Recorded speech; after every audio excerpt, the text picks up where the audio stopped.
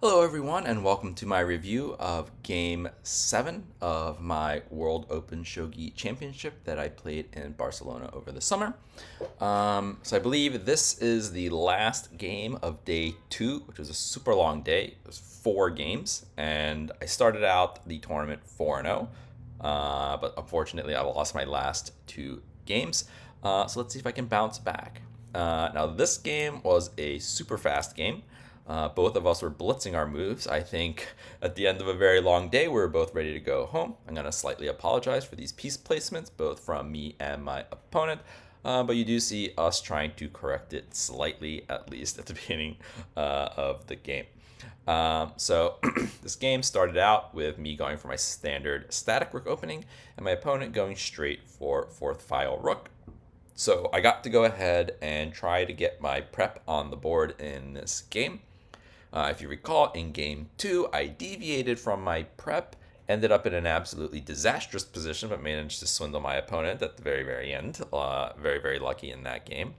So I decided in this game, I'm not going to deviate. I'm going to go ahead and go straight for my prep. I didn't really care that much what my opponent exactly was going to go for. But hey, he went for fourth file rook. I'm going for my anti-fourth file rook prep. Now, I say anti-fourth file rook. It's not really that. It's more of an anti-third file strategy. But I had the prep of what to do against fourth file rook as well. So you can see we're both blitzing our moves. And as soon as I see this move, silver up to 4-3, I know I'm going to be going for pushing my pawn to 4-5 as quickly as possible. And I'll show a little bit later why. As soon as I see the silver move, I can do that, especially after I see the silver move and the gold move to 5-2. I know that pawn to 4-5 is going to be a very good move. And then I go ahead and really quickly make this pawn to 5-4 move, and my opponent makes a bit of a mistake here by taking the pawn. So I'm going to pause it really quick right here, and I'm going to show exactly why this position is good for a rapid attack and a rapid push. Now, I've been saying 4-5 because usually you play this as sente. It's okay to play it as gote as well. Obviously, when you're gote, this pawn push is going to be on 6-5. But the key reason why this pawn push is so good when the silver and the gold are in these positions is because there's nothing other than the bishop defending the 8th file. And so here, my opponent made a mistake and took the pawn, and the reason why this ends up being a big mistake is that you get these 2 moves in combination. You see the top 2 moves in the engine. You're basically playing them back to back. I decided to push the pawn first, my opponent takes, and then I get to go ahead and trade bishops, and now there's no way to prevent my rook from getting in on the 8th file because the silver and the gold are towards the left side of the board and cannot defend the 8th file. Now, if we rewind it a bit back to when my opponent made this silver move, if, for example, my opponent moves the gold and keeps the silver here, now my pawn push here is not a threat. So, for example, pawn here, if I push this pawn now, you can just take it because when I go for the bishop trade, you can take with the silver, and the silver guards the 8th file. Even after my opponent goes for this silver move, if I go pawn up like I did, my opponent can technically go gold to 7-8 to help defend this side of the board. It's not quite as good. Obviously, the major downside being that you're not able to use your gold in your castle.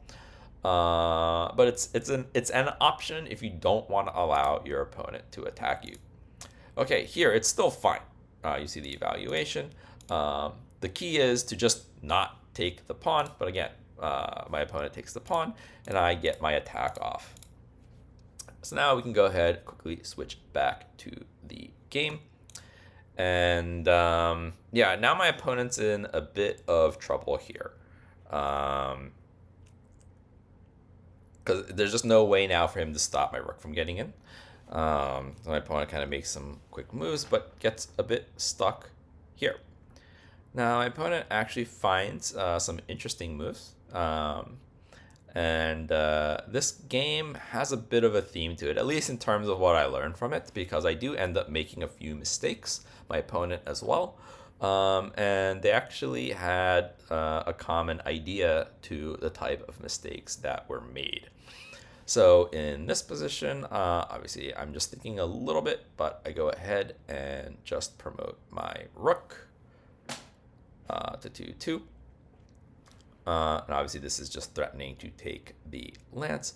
And my opponent goes ahead and kind of continues with his idea that he had when he brought the silver back, which is to be able to just keep pushing the pawn. And so here I made a bit of a small mistake.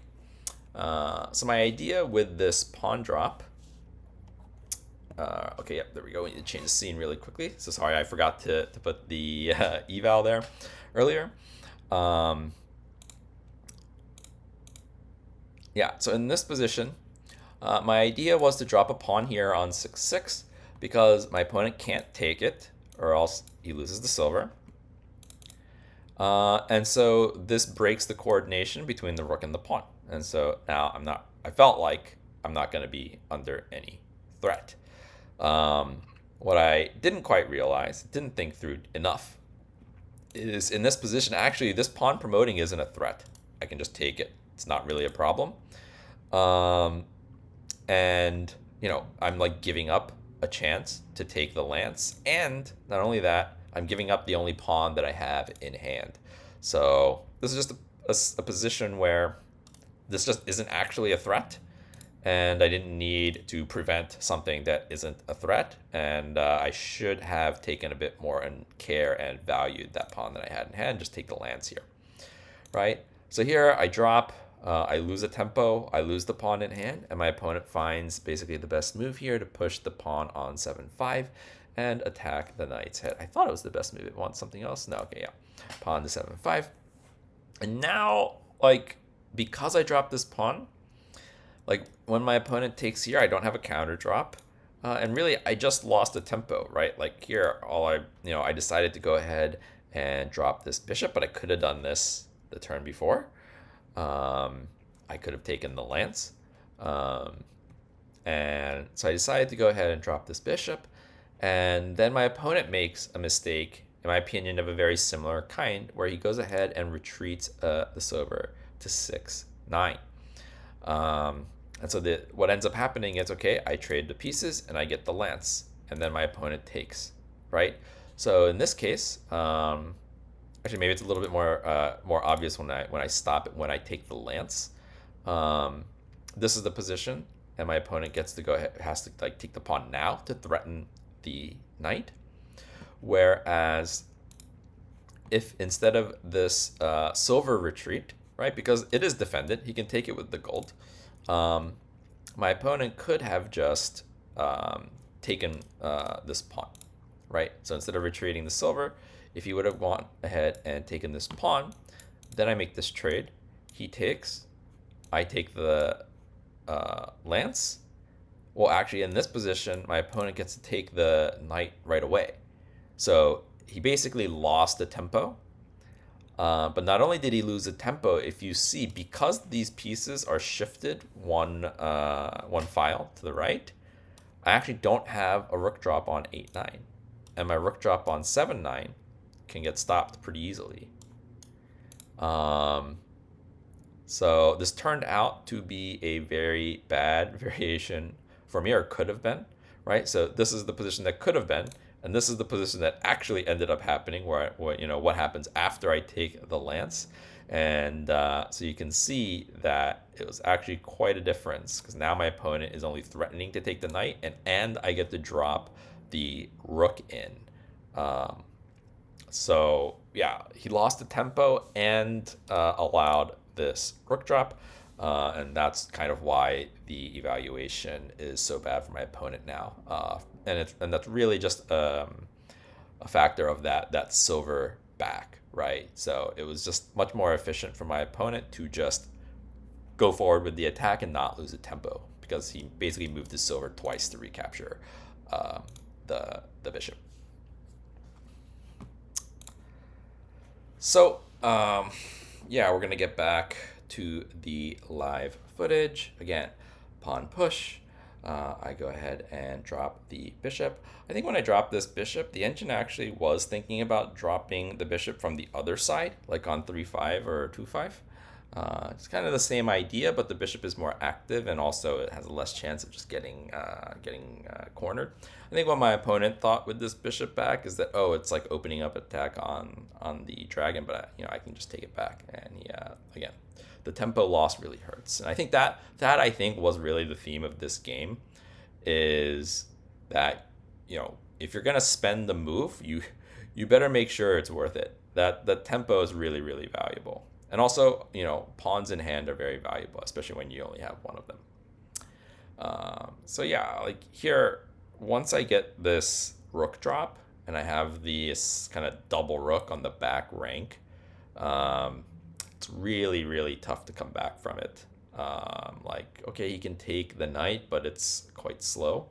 It's pretty far away from my king, whereas my rooks are going to be attacking directly. My opponent goes ahead and takes one turn to defend.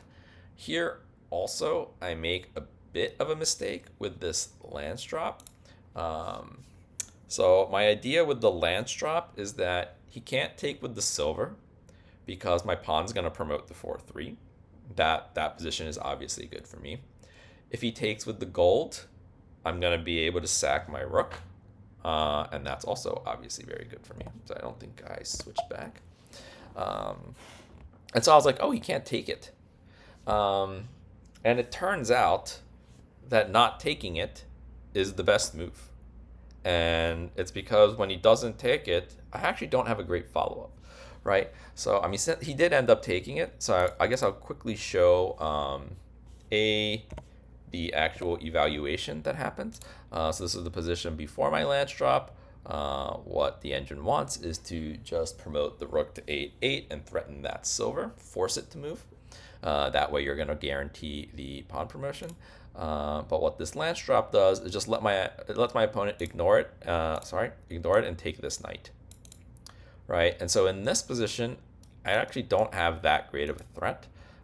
So the best move that I would have in this position is to promote the lance, and then after my opponent takes with the gold, to then sack my rook for the two-piece exchange. The problem is it's not a two-piece exchange. It's like I got 2 pieces for 3, and one of them's a rook because he got my knight and my lance. So basically, I got a silver and a gold for a knight, a lance, and a rook. So that's not a very good trade for me. But of course, this position is still quite good. It's just the alternative is quite poor. And actually, now I remember also, when I sack this rook, my opponent has a really nice in-between move to drop this lance, disconnecting the 2 rooks from each other.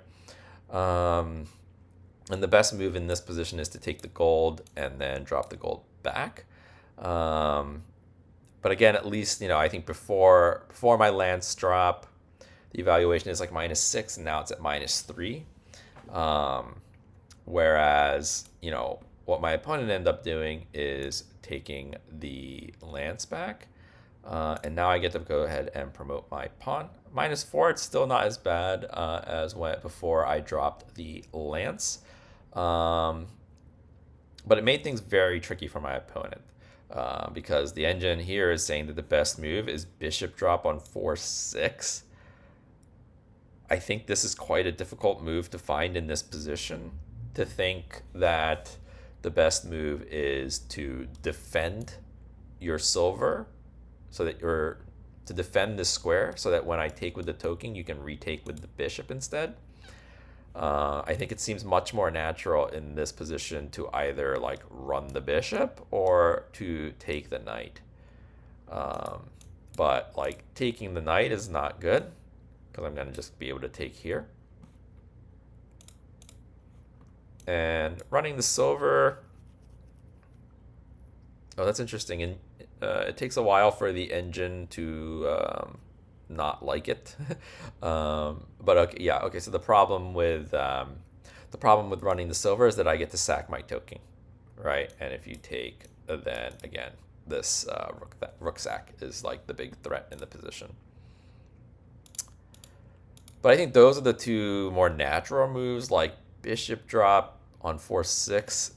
I mean, now that you tell me, okay, maybe Or yeah, from the other side, bishop drop 7-5. I think these are pretty difficult moves, I think.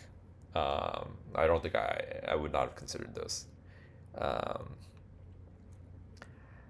so yeah, that's kind of what I was thinking with the with this lance drop. Turns out my opponent can just ignore it. Um, but yeah, honestly, ignoring it wasn't in my thought process either. Um, but yeah, like this toking is just so strong, and my opponent goes for I think a more natural move, taking the knight, um, but giving up this silver and having to retake with the gold is now really painful because I have this rook sack on. I guess technically that's on 4-9 instead of 6-1.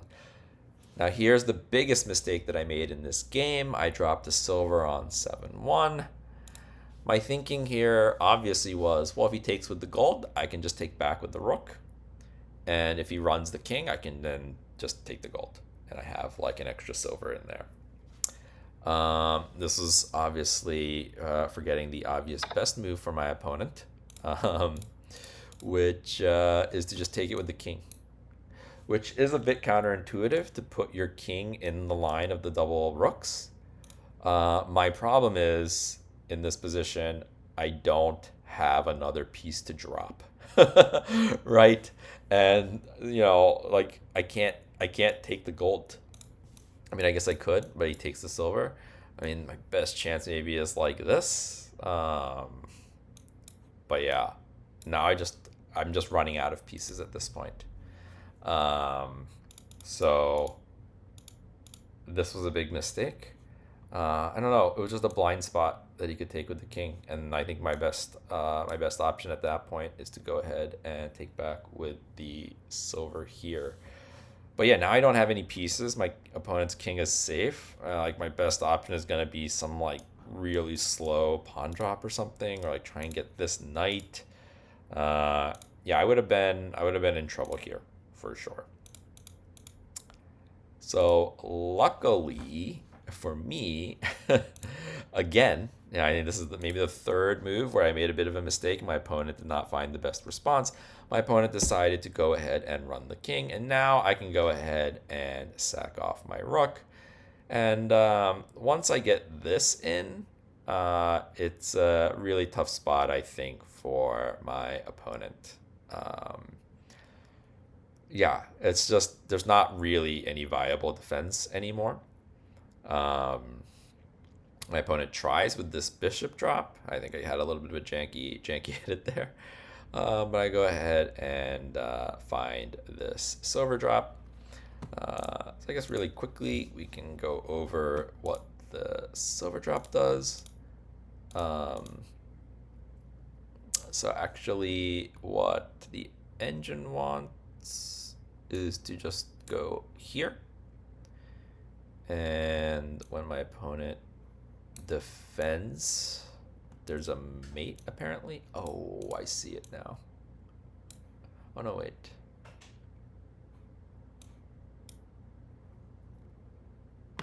Okay. Ooh, look at this move. Rook drop on 2-6.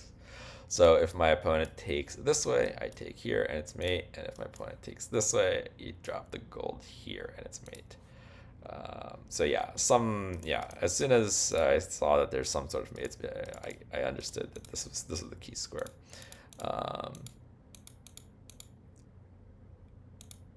Okay, but that's not what I did, right? So I went ahead and dropped the silver. This is still winning. So here, if my opponent does nothing, let's say, I can just take, drop, and a gold drop is winning. Take with the knight, gold drop is winning.